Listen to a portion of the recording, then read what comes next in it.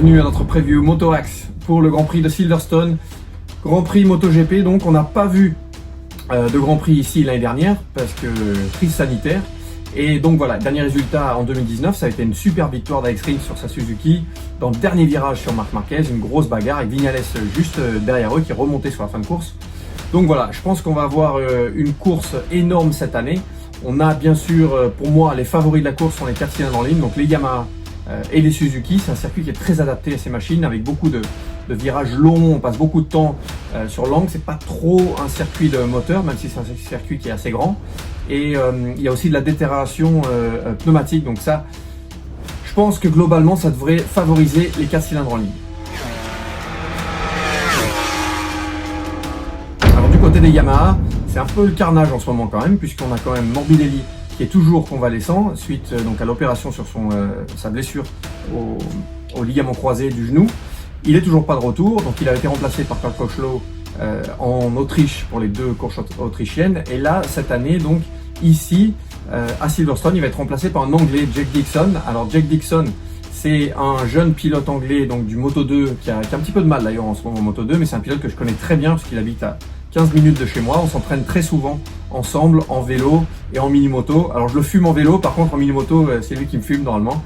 Voilà, c'est un pilote que je connais très bien et c'est un pilote qui pour moi va très vite s'adapter à la MotoGP. C'est un pilote qui a un style de pilotage très MotoGP, très Yamaha d'ailleurs, et je pense qu'il va pouvoir créer une surprise. Pour moi, il va créer un peu la surprise, il va s'adapter rapidement. Alors bien sûr après, pour aller se bagarrer avec les ténors MotoGP, c'est une autre histoire, mais je pense qu'il va s'adapter très rapidement. C'est un circuit aussi qu'il connaît très bien. Il a piloté déjà sur circuit avec des MotoGP, avec des Superbikes quand il était en British Superbike.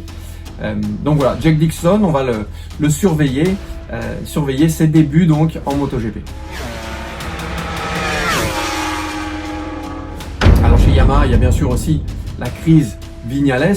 C'est une crise qui est presque finie. En tout cas, Viñales est viré pour la fin de saison suite à ses actions sur les derniers Grand Prix et puis surtout en Autriche, sur cette première course d'Autriche où il a passé les 4 derniers tours de la course à mettre la moto rupteur pour casser le moteur. Donc voilà, un licenciement pour Viñales et Viñales qui va être remplacé donc ici en Angleterre par Karl Crutchlow.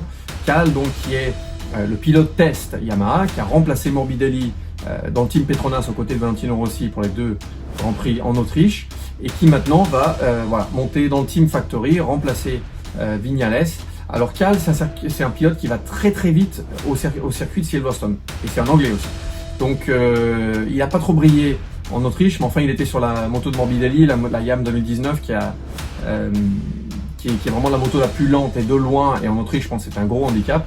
Par contre ici à Silverstone ça va beaucoup moins être un handicap puisque d'abord il va être sur la moto officielle, sur la moto de Viñales, donc une moto qui est plus rapide, qui est plus récente, qui est plus moderne et donc la même moto que Fabio Quartararo.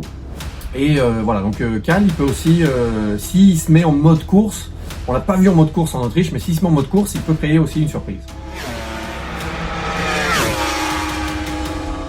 Et bien sûr, du côté de Yamaha, c'est Fabio Quartararo. On a tous les yeux rivés sur Fabio, puisque c'est bien sûr le favori en ce moment.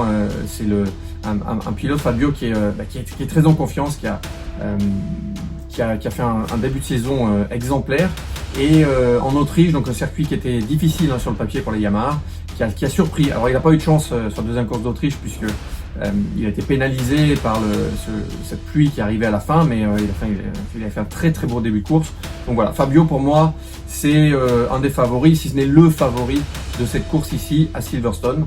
Il arrive avec 45 points d'avance sur les deuxièmes ex-aequo en fait, Pecco Bagnaia et Joan Mir au championnat. Et c'est un circuit qui va bien convenir aux 4 cylindres en ligne de la Yamaha. Alors attention puisque Fabio il va avoir de la compétition aussi des Suzuki. Les 2 Suzuki qui vont pour moi être aussi très très rapides sur ce circuit. La dernière victoire en date donc d'Alex Rins en 2019 pour la Suzuki. Historiquement c'est un circuit qui convient très bien à la Suze. Ça avait été la première victoire depuis du retour de Suzuki avec Maverick Viñales. Donc il y a quelques années et voilà, Joan Mir il est en forme aussi, il a les dents très longues, il sait qu'il doit récupérer des points, il a récupéré des points sur Fabio sur les 2 dernières courses en Autriche Donc là, il a vraiment essayé, il faut vraiment qu'il essaye d'enfoncer le clou. Et ici, c'est une course pivot pour lui. Ça va être très très important d'essayer de finir devant Fabio, et ça, il le sait. Donc je pense que les deux Suzuki vont être au top aussi. Pour moi, on va avoir un podium Fabio, les deux Suze, je pense, sur le papier en tout cas. Et on risque d'avoir une belle bagarre en tête entre tous ces 4 cylindres en ligne. Du côté de Johann Zarco et des V4, alors Johann il a perdu un peu de terrain sur cette dernière course en Autriche qui était sur le papier favorable à Ducati et au V4 en tout cas. Donc voilà, il est maintenant 4e au championnat, il est 47 points derrière Fabio, il est qu'à 2 points de Mir et Bagnaia, mais je pense que ça va être une course difficile.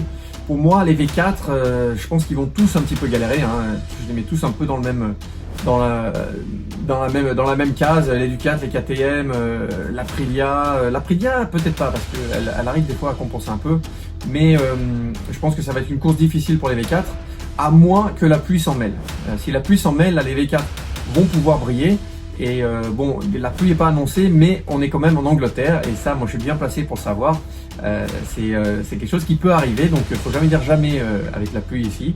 Donc, voilà. Pour moi, le tableau, en fait, de ce qui va se passer un petit peu ce week-end. Et je vous retrouverai donc pour le débrief après la course.